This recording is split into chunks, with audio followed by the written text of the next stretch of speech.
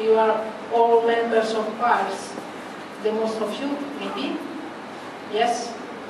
Yes, okay. And you are used to singing and to animate the Holy Masses or other particular ceremonies. I imagine, however, that you are conscious of the role each of you has in the liturgy, because you remember it is like a ministry to sing for God in the church. It is no joke. It is no a simple thing to sing during the Mass. That's why it is like a special vocation that you have in the church. Not only in your church, but because we are one body, in all the church.